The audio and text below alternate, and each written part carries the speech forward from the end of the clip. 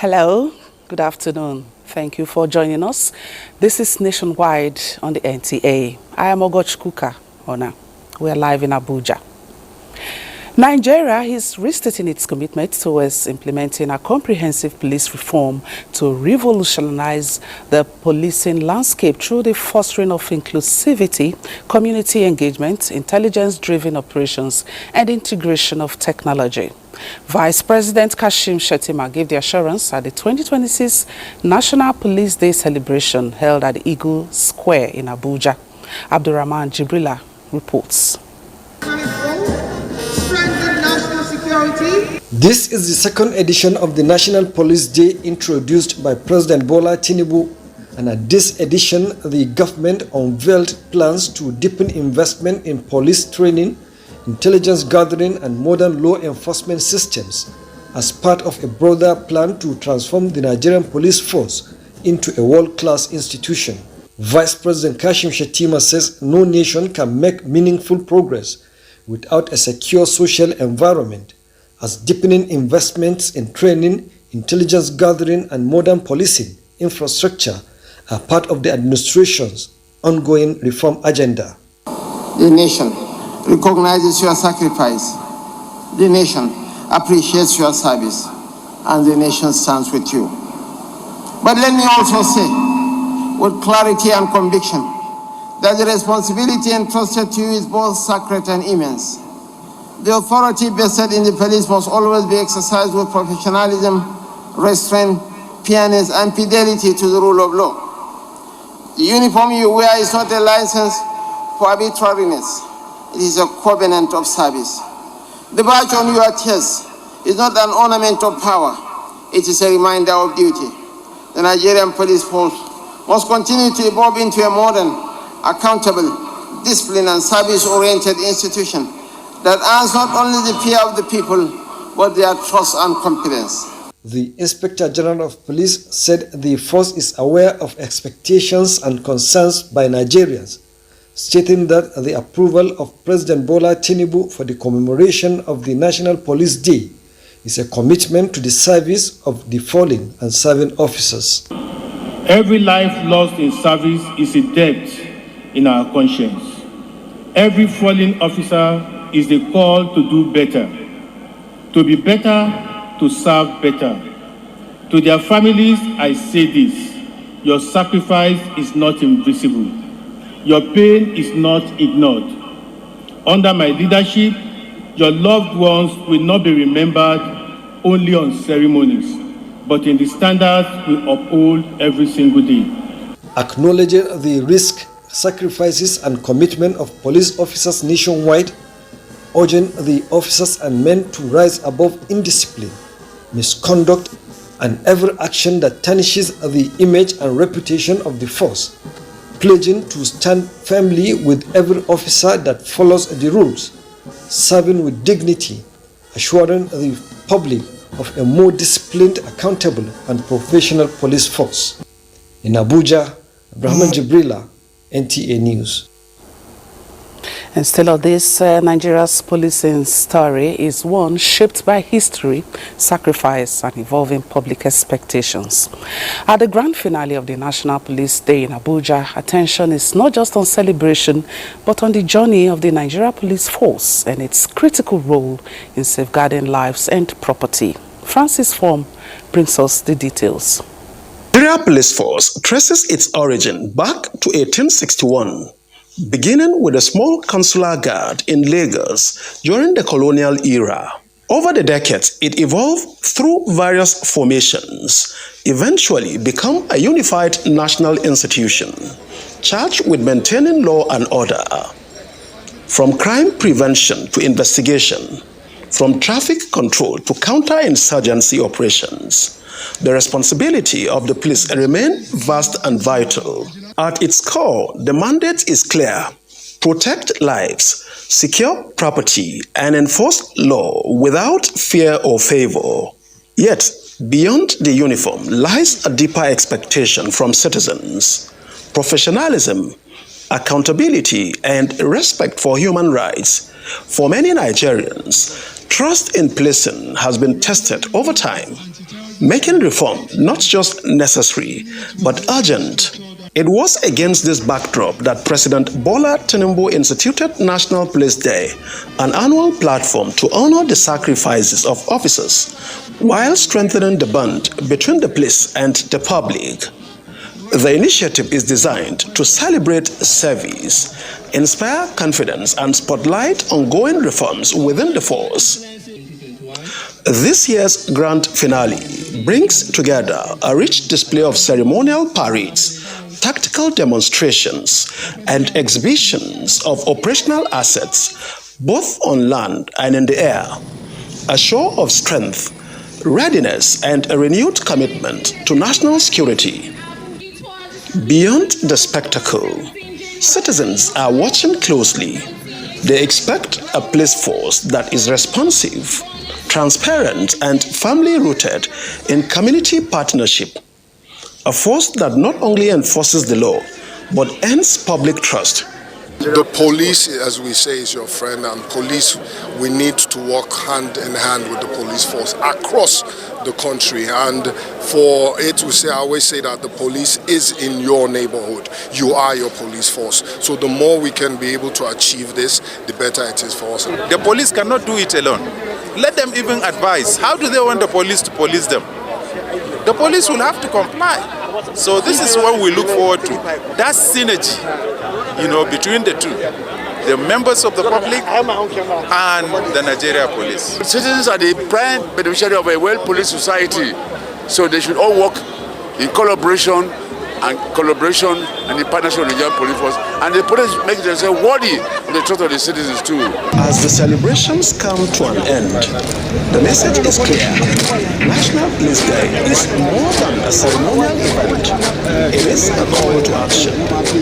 A reminder that effective policing is a shared responsibility between the force and the people it serves. Francis from NTA News. Thank you, Francis. The police is your friend. Happy National Police Day to officers and men nationwide. And now, Governor of Enugu State, Peter Mba, has given operatives of the Department of State Services, DSS, a pat on the back for the arrest of high-profile kidnappers and gun runners in the state. At a visit to the agency's state headquarters in Enugu, the governor expressed delight over the arrest of a high-target gang leader who has been responsible for a series of attacks on security operatives and kidnapping for ransom in Enugu and its environs, noting that residents will finally be relieved of reign of terror in the state and the southeast region. He also expressed dismay at how able-bodied individuals could abandon human decency for heinous crimes, stressing that the full weight of the law awaits the criminals, while expressing hope that the state would be rid of criminals with the sustained efforts of security agencies. The governor also reaffirmed his commitment to making Enugu the safest hub for tourism, business, and living. The federal government is reaffirming Nigeria's commitment to strengthening healthcare systems through science, collaboration, and evidence-based policies as the country joins the global community to commemorate World Health Day 2026. The Federal Ministry of Health and Social Welfare brought together stakeholders, development partners, health professionals, and policy experts to reflect on this year's global theme, Together for Health, Stand with Science. The engagement highlights Nigeria's ongoing efforts to promote scientific innovation, research-driven decision-making, and community participation in tackling emerging health challenges while improving national health outcomes. At a ministerial briefing in Abuja, Minister of State for Health, Dr. Isiaq Salako, emphasized that science remains the foundation for effective disease prevention, vaccination programs, pandemic preparedness, and the management of both communicable and non-communicable diseases.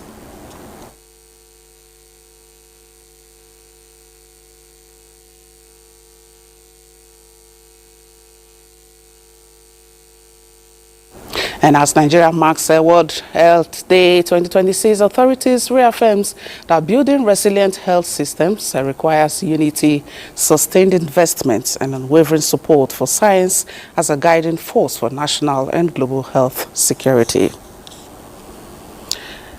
And as Nigeria joins the rest of the global community to mark 2026 World Health Day, First Lady Oluremi Tinubu says it is imperative for all to support science, invest in health systems, and work together to build a healthier and a more resilient world.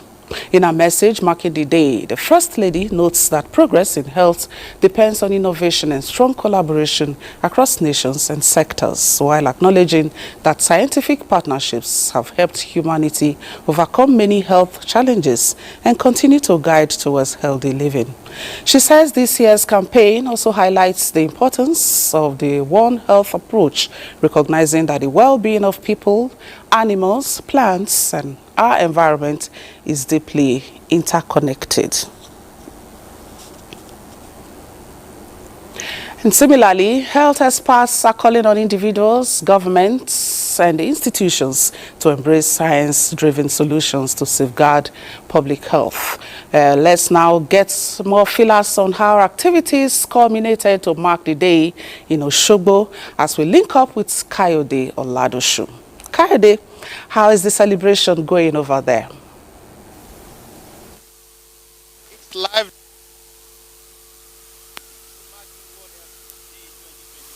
Culminating here in Osogbo, with Osun State government in collaboration with the World Health Organization reaffirming its commitment to the theme Together for Health, Stand with Science. Stakeholders highlighted that Osun State recorded success in improved routine immunization, prompt response to disease outbreaks, and increased access to primary healthcare services across various communities in the state.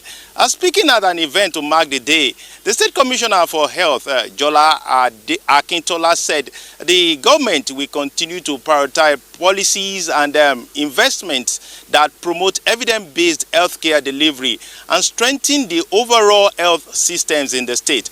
The World Health Organization coordinator in Osun State, Dr. Oluwatoyin Ojediran, underscored the role of scientific achievement and advancement in transforming healthcare services, noting that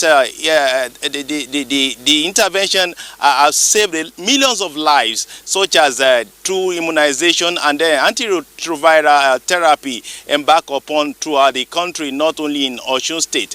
They call for increased public awareness, adoption of healthy lifestyle, and collective responsibility in combating misinformation, stressing that achieving better health outcomes depends on unity and trust in science.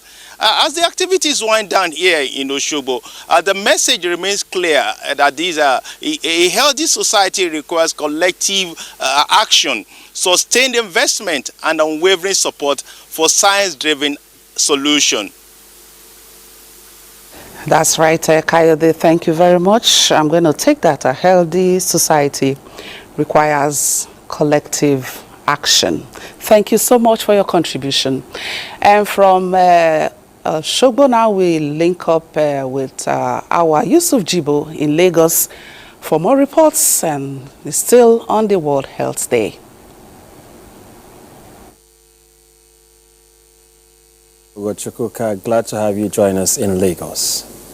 Health, the absence of disease, and a state of complete physical, mental, and social well-being is priceless. That is why medical experts are highlighting the importance of promoting good health by protecting the ecosystem and embracing scientific integrity. Hingino John Adams tells us more. Global Health Spotlight is now focusing on the One Health approach, which recognizes a fundamental truth. Human health is inseparably linked to that of animals, plants, and the environment they all share. So, protecting the ecosystem is non-negotiable, and central to this is the role of science. Professionals are calling on global leaders to leverage the power of scientific collaboration and evidence-based guidance.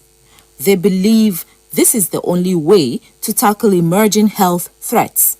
from the rising cases of chronic diseases to the devastating impact of climate change on general well-being. Telemedicine in particular has actually helped in taking the practice of medicine to rural areas, where a lot of people don't have the capacity to visit towns or areas where more efficient healthcare services are available. Now we rely on scientific guidelines, we rely on research-backed protocols, we rely on better diagnostic tools, right? So for example, in pain management, we now understand things like chronic pain. We understand nerve involvement and how that everything is not musculoskeletal. We understand so much, right? So treatment becomes more targeted, more precise. Experts believe to secure a healthier future, policy influencers must stand with science and act with one voice. In Lagos, Hinginu, John Adams, NTA News. Away from health to tourism, Lagos Fanti Carnival has a huge tourism potential that fosters economic activities by creating avenues to explore wealth creation and job opportunities. Amaka O, who captured the sights and sound of the colorful event, reports that the street show was witnessed by the government of Lagos State, the international community, and tourists from various countries.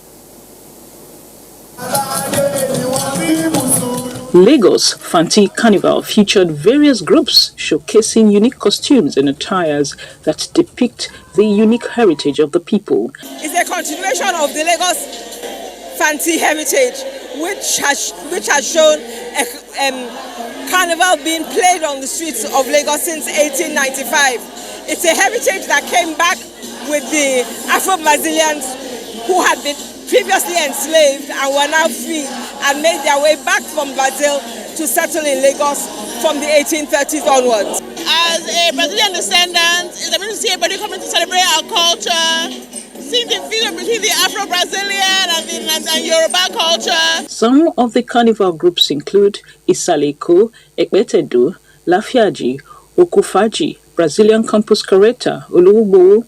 The carnival on display had music, dance, traditional attires, foods and drinks, among other several activities that best capture Africa's historic perspective. Wonderful, wonderful, the organization, because to put together so many people, you need an organization. Because everything is well done. The carnival stakeholders say is indeed a huge tourism export. I come from France and I'm here for holidays for 2 weeks. I love everything. I love the music, the food, the people, the sun. The Lagos Fanti Carnival is an event that amplifies Nigeria's position in line with harnessing potentials in the culture, tourism, creative and arts sector for the diversification of the economy. In Lagos, Amaka O, NTA News. Thank you, Amaka. And that's it from Lagos. Thank you for staying tuned, and just in time to tell you that Cross River State Governor CO2 is calling for the review of the state's hydrocarbon status, urging unity, support and patriotism among the people of the state, irrespective of political affiliations, in order to reclaim our oil wells. The governor also highlights his administration's achievements in infrastructure, agriculture, education, tourism and security. Justina Etim reports that this was during a briefing of leaders and elders of the state on the position of the disputed oil wells. A federal report confirms Cross River State has over 100 producing oil wells, affirming its coastal status. Briefing the people on the developments surrounding the disputed oil wells, Governor Otu warns that exclusion poses security and economic risk as foreign actors now exploit new wells. Our state rights must be recognized and protected against unfair treatment. Our past sacrifices for national unity must be recognized. Former Speaker, Cross River State's House of Assembly, John Lebo, says the Supreme Court didn't transfer 76 wells to Akwa Ibom State. In 2005, there was another case which dealt with the maritime area of the Dupari area. But Justice Edozie said, since Nigeria has not yet demarcated the maritime boundary between Cross River and Akwa Ibom up to the ceded part of Bakassi, I cannot deliver this judgment. The main aim and purpose is to go and undo that irregularities, injustice. With the state poised to reclaim its rightful place among oil-producing regions, calls intensify to resolve the oil well dispute. In Calabar, Justina Etam, NTA News. And elsewhere, Governor of Cross River State, Basio II, inaugurated a new leadership for the State Local Government Service Commission, tasking the team to uphold integrity, drive positive change, and implement measures aimed at boosting productivity in the system. The governor expressed disappointment at the conduct of the previous leadership of the commission, reiterating his administration's resolve to strengthening local government administration. Again, Justina Etem reports. The reconstitution of the Local Government Service Commission follows issues of job trading, inflated payroll, and other irregularities previously witnessed in the system, leading to the dissolution of the former leadership. Swearing in the new leadership, Governor Basio II emphasizes the need to rid the system of ghost workers, prioritize staff training, tackle laxity, and ensure transparency and accountability to enhance efficient service delivery. Because no government will be able to pay 7,000 people who are almost on the same level. That means, because next year, as people are going, others have to grow, others have to grow. So you have a big challenge in front of you. We'll probably keep the ones that were taken first, but the rest will have to go. For those who have been coming to work, we'll pay them within those few months that are coming to work. Everybody should go home. When we sanitize the system, and we're able to employ, because even not including this 7,000, we already have 17,900 people in local government. And you can't find anybody in the office. I want to thank you for the trust, the confidence you reposed in us, and we promise you, as we have done, that we would not fail in these very difficult assignments. With this inauguration, all eyes are on the new team to deliver results. In Calabar, Justina Etam, NTA News. And from Calabar, let's go to Enugu now, where Comfort IM has the next set of reports. Hello, Comfort. It's good to see you.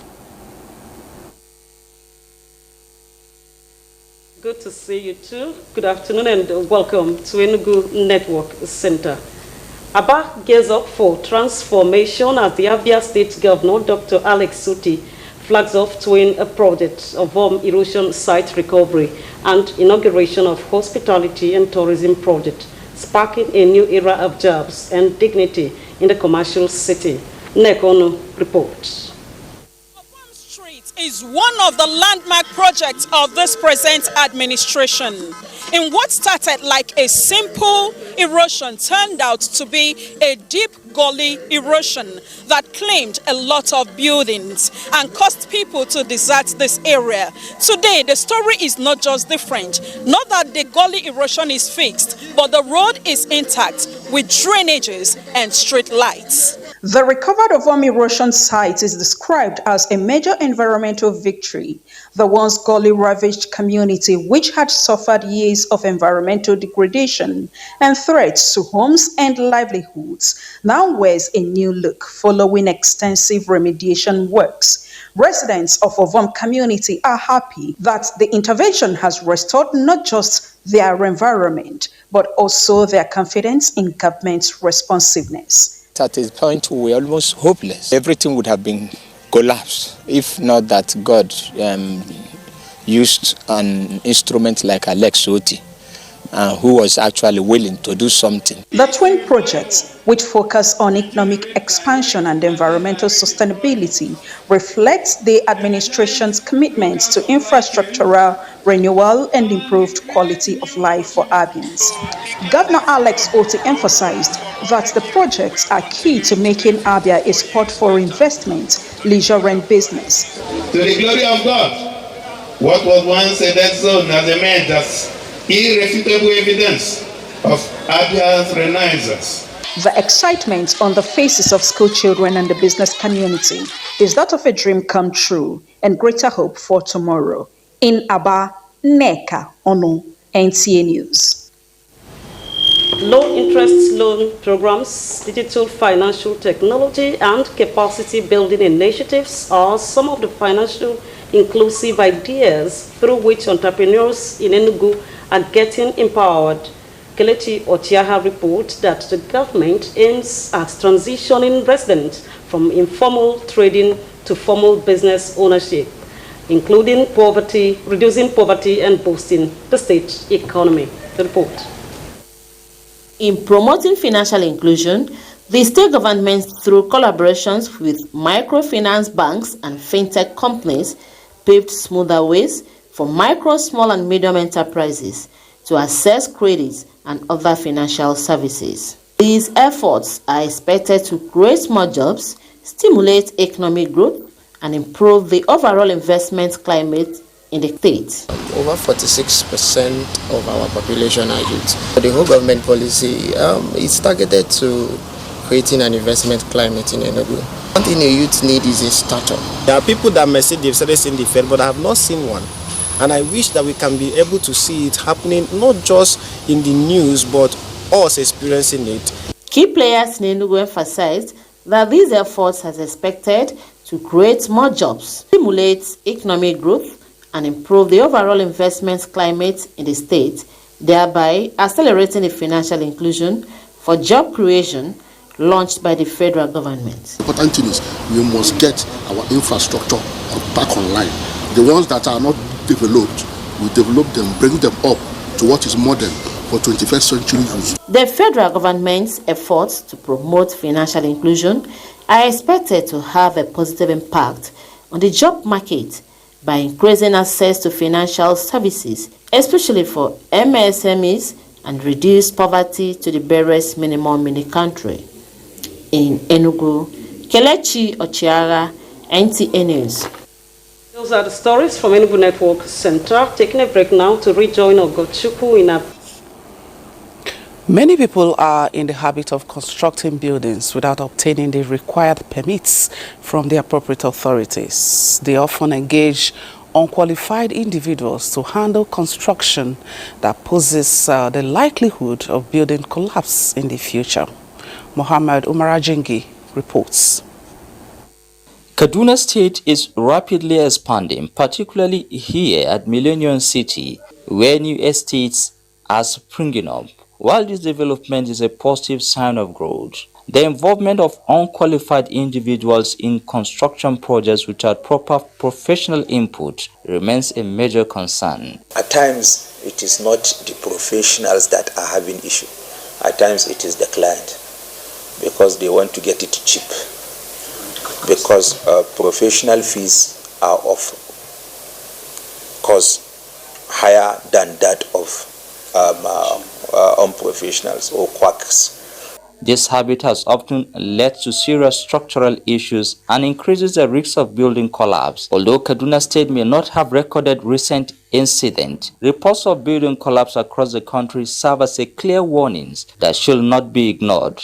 Just last year, December, we had our first sensitization and awareness week with a theme, build right, obtain approval, and engage professionals in your development. The authorities hope that as new settlements continue to grow, the residents will adhere to proper building procedures, engage qualified professionals, and construct standard, safe homes that protect lives. In Kaduna, I'm Muhammad Umarajingi, NTA News.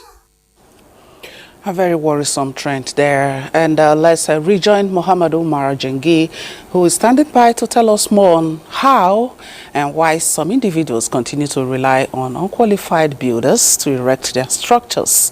And of course, he is also going to be spotlighting its consequences.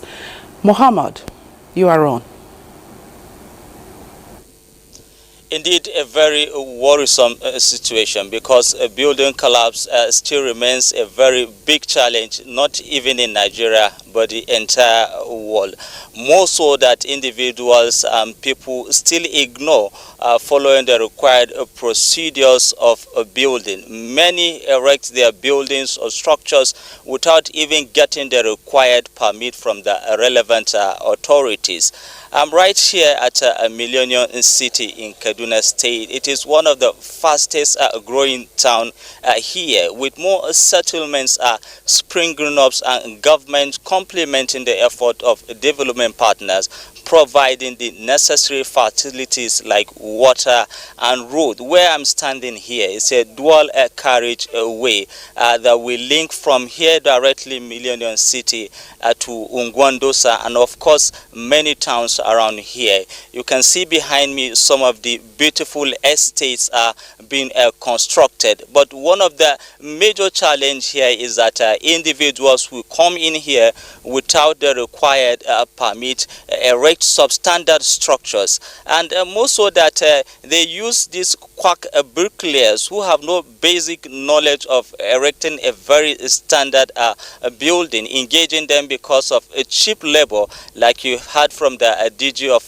Kasubda, for them to erect some of these buildings. Though the authority are trying their best to clamp down on such kind of individuals, but you know, sometimes it is quite difficult, because the cry that will come off from people that their buildings, their hard-earned money that they used to build their homes, have been demolished, even though they refuse to follow due procedures and obtain the required permit. Kaduna State has one time experienced building collapse, if you remember, in Zaria. And whenever there's building collapse, it is talking about being dead or alive.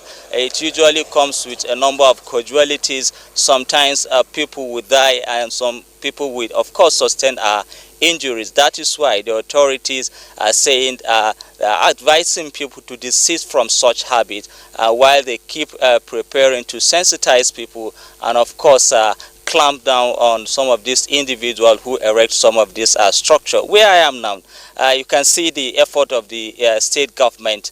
If my cameraman will pan, you see the dual carriageway undergoing construction, and facilities like this, particularly roads, are expected to bring up the springing up of more settlement here, of course more houses for people to congest Kaduna metropolis, so that a number of people will come down here to Millennium City and have their own shelter. So far, the state government is making frantic effort to continue providing some of this infrastructure, some of these facilities to make life better for the rest of them, but they are still calling on people, particularly individuals, potential people who are building, to ensure that they get the required document, the required building permits, and they engage a professional, so that we will not experience this unfortunate issue of building collapse that usually brings about the death of people, the loss of property. And so far, we'll keep you updated on the effort the authority have been putting in to ensure this bad habit, people desist from this terrible habit that could cost the death of people. Thank you. Thank you, Muhammadu Marajengi, for that. And just recently, we had a building collapse also here in Abuja. That was the one in Jikwi. Quackery and, of course, cheap labor should be checked. Kudos to the Kaduna State government for taking frantic efforts in checking that.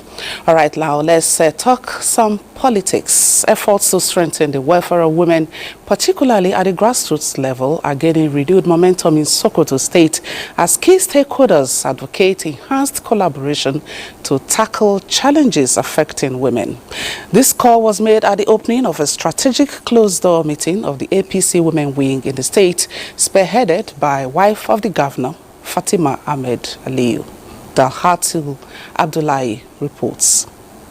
The strategic closed-door meeting brought together women leaders from the state and local government levels, alongside other key stakeholders, to strengthen collaboration and unity among women across Sokoto State as preparations intensify ahead of general elections in the country. The forum also served as an avenue to highlight ongoing intervention programs targeting vulnerable groups, particularly women at the grassroots. Wife of the Sokoto State Governor Fatima Ahmed Aliyu, who presided over the session, called for greater support for government empowerment initiatives to ensure they effectively reach intended beneficiaries. Over the past years, my office has undertaken several interventions aimed at improving the living conditions of vulnerable women.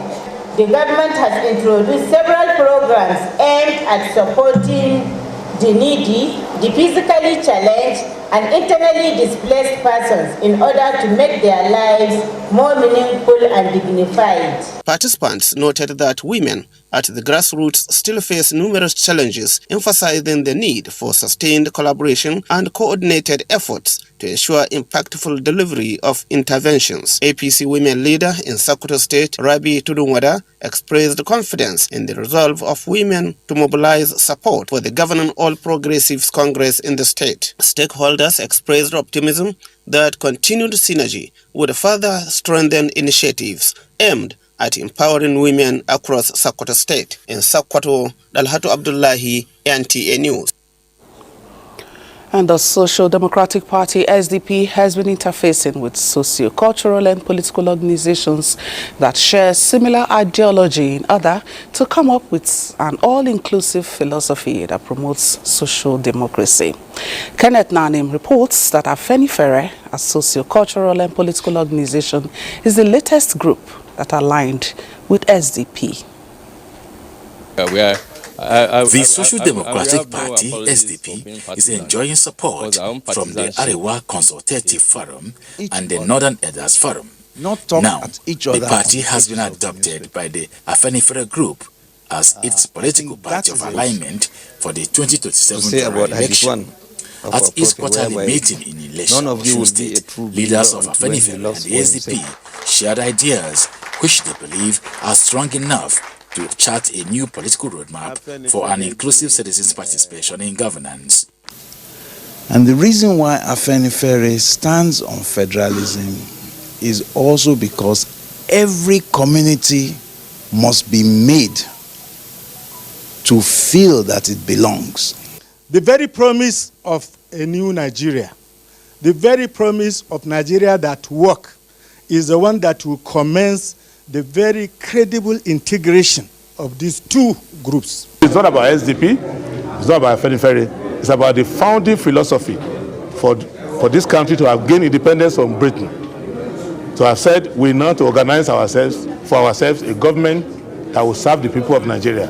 That's what brought us here. So we want to thank God Almighty and thank Afenifere leadership for this confidence once again reposed onto the SDP. They also believe SDP's ideology as a political party is what the political class should acquire to engender good governance. Kenneth Nanim, NTA News. And away from politics, after screening over 38,000 applications for its 2026 scholarship scheme, the Petroleum Technology Development Fund, PTDF, has commenced selection interviews for 5,885 shortlisted MSc and PhD candidates across the country.